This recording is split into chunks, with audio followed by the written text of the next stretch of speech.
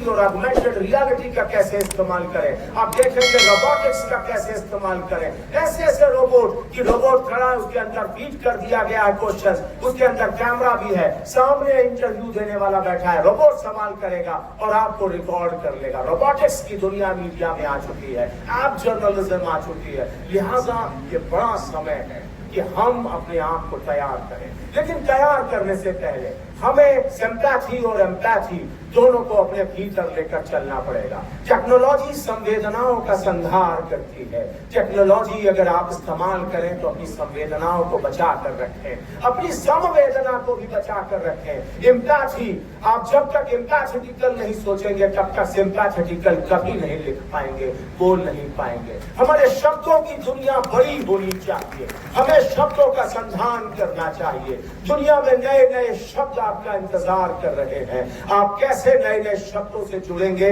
इसकी भी आपको तैयारी करनी होगी। डिक्शनरियां आपके पास होनी चाहिए। शब्दकोश गूगल पर नहीं ढूंढिए, शब्दकोश आपकी अलमारी में, आपके टेबल पर होना चाहिए। एक शब्द के कई मायने होते हैं। जब हम एक शब्द से परिचित होते हैं तो उसके पूरे परिवार से परिचित होते हैं, उसके पूरे संदर्भों से परिचित होते हैं। तो इस टेक्नोलॉजी की दुनिया में आपकी भाषा, आपकी क्रिएटिविटी, आपका क्रिएटिव कोलाज, ये सब कुछ बचना है। जाहिर सी बात है कि बड़ी चुनौती है, जिसकी चर्चा अभी विषय प्रवर्तन में सुशांत जी कर गए हैं कि बड़ी चुनौती है। आपको अपने शब्द बचाने हैं, अपनी संवेदनाएं बचानी है, अपने समाज की कहानियों को बचाना है। आप पढ़ाई शुरू करें। एक बात याद रखिएगा जो मैं अंतिम में कह रहा हूं, बाकी सब बाद में बात करूंगा जब आपका टेक्निकल सेशन होगा। याद रखना बच्चों, मंत्र याद रखो, जो पढ़ेगा वही बचेगा। पढ़ना सीखो, जो पढ़ेगा वही बचेगा, जो बचेगा वही रचेगा, जो रचेगा वही टिकेगा, जो टिकेगा वही बिकेगा। प्रेमचंद ने अपने समय को पढ़ा था, अपने समाज को पढ़ा था, अपने समय के सिनेमा को पढ़ने का प्रयास किया था, अपने समय के रंगमंच को पढ़ने का प्रयास किया था। तभी वो बच पाए थे, तभी वो रच पाए थे, तभी वो टिके हुए हैं।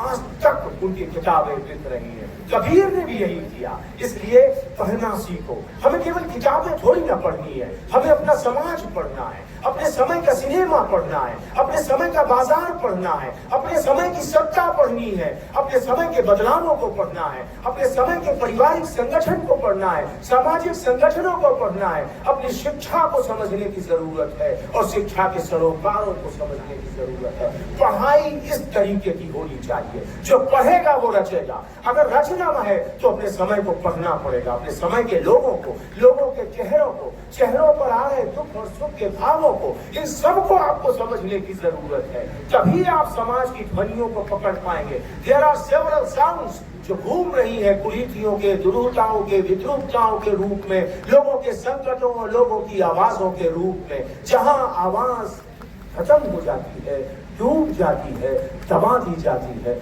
वहां मीडिया आवाज बनकर खड़ा होता है। इसलिए तुम्हें आवाज बननी है, तुम उस आवाज के मुतासिर हो, तुम्हें उस आवाज के पास जाना है और उसकी आवाज को बुलंद करना है। इसलिए पढ़ना सीखो।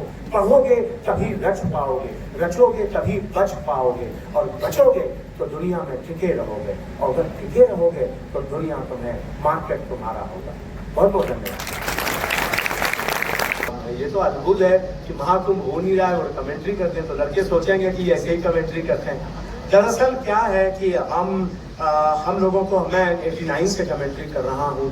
मैंने सबसे पहले 1989 में कमेंट्री किया था, फिर 95 में, फिर 2001, फिर 2007, फिर 2013, फिर 2019 और इस बार 2025। जब मुझे 20 फुट मचान पर चढ़ना था तो मैंने कहा चढ़ा लो, अब 60 बरस के हो गए, पता नहीं अगली बार चढ़ पाए या ना चढ़ पाए। तो मचान पर 20 फुट आप ऊपर होते हैं, अद्भुत होता है। जब आप कुंभ की आभा देखें ना, आप आंख बंद कर सोचेंगे कि भीड़ चली आ रही है। कोई माँ का पल्लू पकड़े चल रहा है, तो कोई बाप का कुर्ता पकड़े हुए चल रहा है, कोई माँ अपने बच्चे को गोद में लिए है, तो कोई अपनी माँ को पीठ पर लादे हुए है। सबके सिर पर झोला है, एहू हाथे झोला, ओहू हाथे झोला, कपारे पे बोरा लादे हुए लोग